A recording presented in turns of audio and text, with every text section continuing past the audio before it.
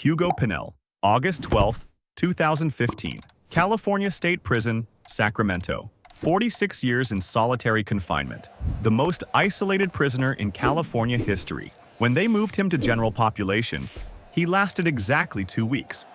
Because in prison, the thing that protects you is the exact thing that gets you killed. 5 prison bosses. 5 deaths. One pattern no one talks about. Case 1. Smith Raymond Cadillac Smith. September 27, 1982. USP Marion, Illinois. Smith ran the DC Blacks, one of the most feared prison gangs in the federal system. His name alone kept rivals at a distance. For years, that reputation was enough. But Thomas Silverstein had a problem. Silverstein, the Aryan Brotherhood's most dangerous enforcer, was facing a murder conviction that would lock him down for life. And as long as Cadillac Smith was alive, the DC Blacks would never stop coming for him. So Silverstein decided to strike first. He and Clayton Fountain picked the lock on their cage restraints during a transfer. They found Smith near the shower area, cornered, no exits. The first blade entered Smith's torso, then the second, then the 10th. Smith remained conscious as blade after blade found him. 67 times. When it was over, Silverstein dragged Smith's body down the corridor and laid it in front of the guard station. A message. But here's what makes this case different. 2 rival gang leaders. Known death threats documented in Smith's file. Same housing unit. Same recreation schedule. The system didn't fail to protect Cadillac Smith. The system positioned him to die. 3 weeks later, Silverstein killed again. Corrections officer Merle Klutz, inside the same facility. Marion went into permanent lockdown. It would become the blueprint for ADX Florence, the most secure federal prison ever built. All because of a name. His name was his armor, until it became his death sentence. Smith died because his enemies feared his name. But the next boss on this list didn't die from enemy hatred. He died because he tried to end it. Case 2.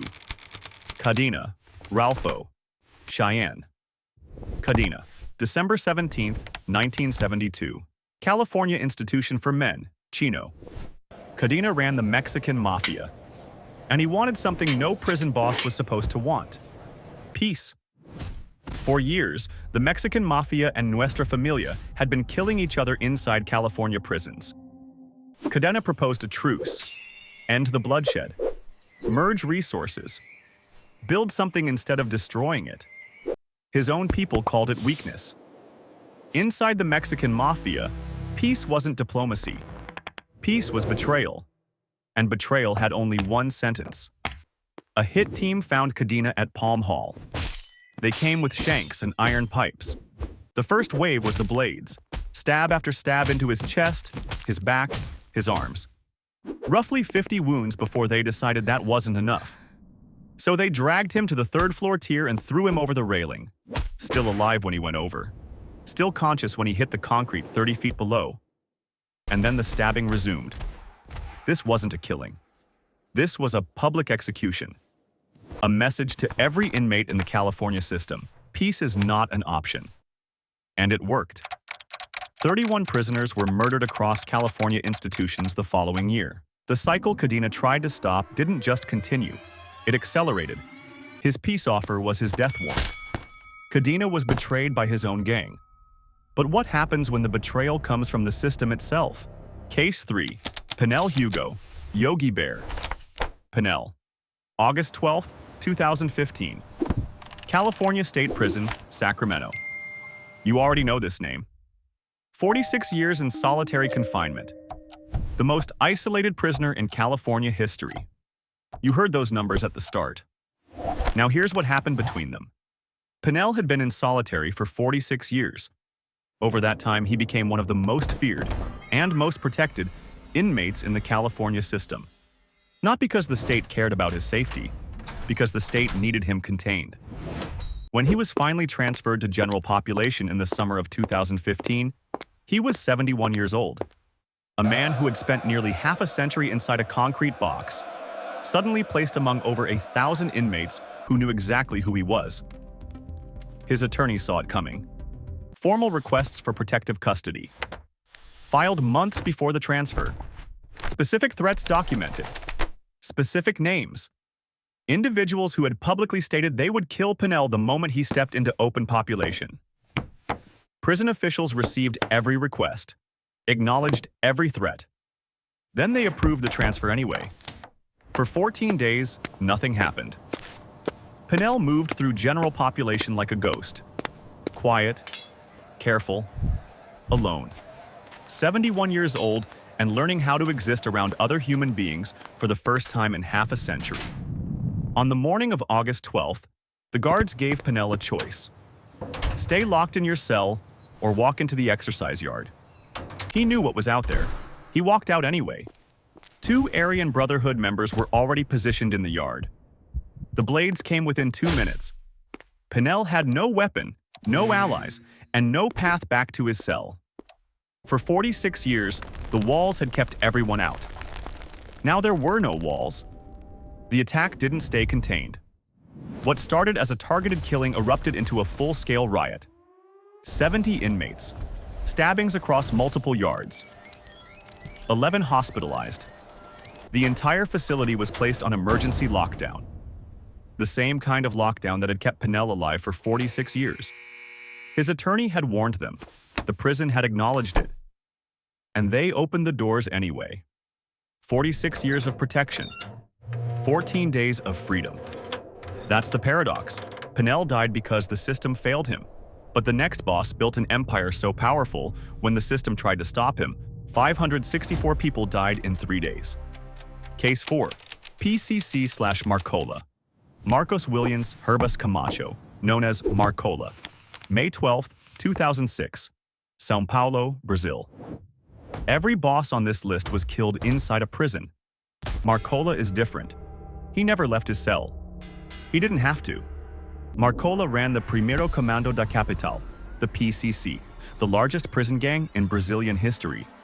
What started inside the walls of Taubaté prison in 1993 grew into something the Brazilian government had never seen.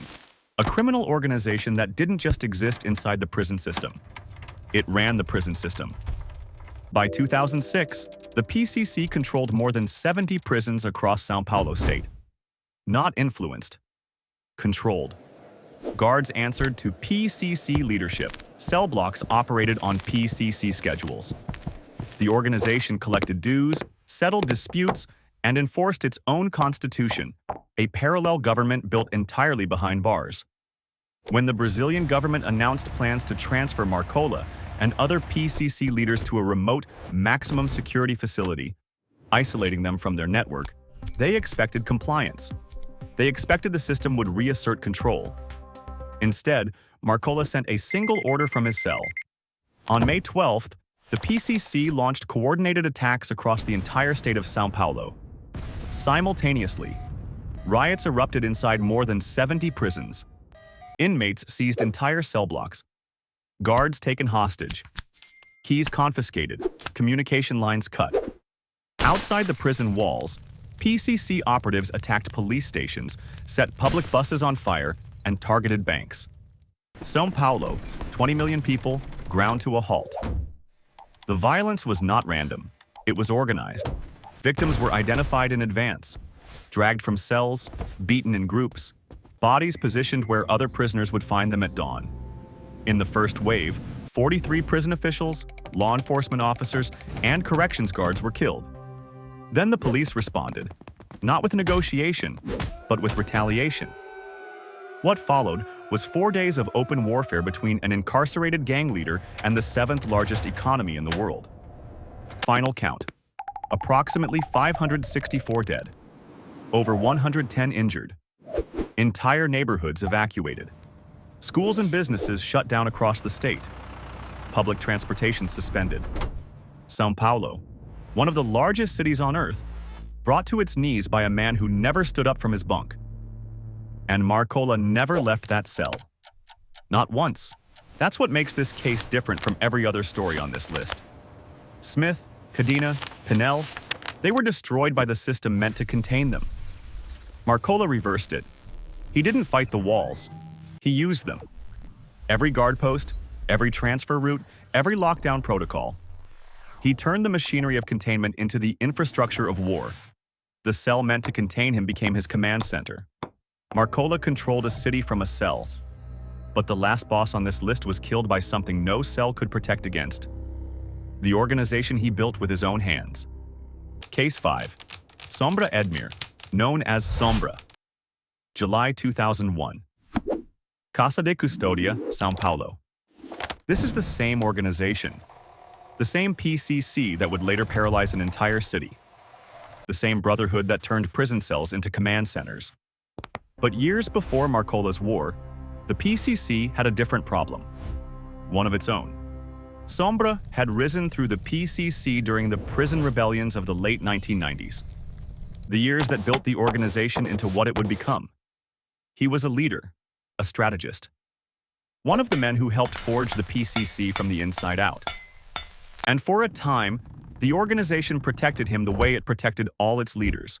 With loyalty, with resources, and with the unspoken promise that anyone who touched a PCC leader would answer for it. Then the accusations started. Extortion beyond what the code allowed. Timing rebellions to coincide with family visitation days, putting wives and children in the crossfire. Ordering executions in front of civilian visitors. The PCC had rules. Sombra had broken them. And in an organization built on discipline, broken rules don't lead to trials. They lead to verdicts. The verdict was unanimous. During a routine exercise period at Casa de Custodia, 6 men surrounded Sombra in the yard. No blades this time, just iron bars, fists, boots. The beating was methodical, not the frenzied violence of a rival gang, the calculated discipline of an institution correcting one of its own. It continued long after Sombra stopped moving. Then they looped a shoelace around his neck. When it was over, the PCC did something no one expected. They held a funeral. Full honors. A PCC flag draped over the coffin of the man they had just beaten to death and strangled with a shoelace. Honored in death by the very organization that killed him. That's the final version of the paradox. Smith was killed by the reputation that protected him. Cadena was killed by the peace he sought. Pinell was killed by the freedom he was given. Marcola weaponized the walls meant to contain him. And Sombra, the man who helped build the most powerful prison gang in Brazilian history, was killed in a quiet corner of an exercise yard by the brothers he built it with. The organization that shielded him became the one that buried him. Closing 5 bosses. 5 versions of the same paradox. Every one of them died because of the thing that was supposed to protect them. Power doesn't protect. It paints the target. That's the pattern no one talks about. If this changed how you think about power, subscribe. Because the next video goes deeper.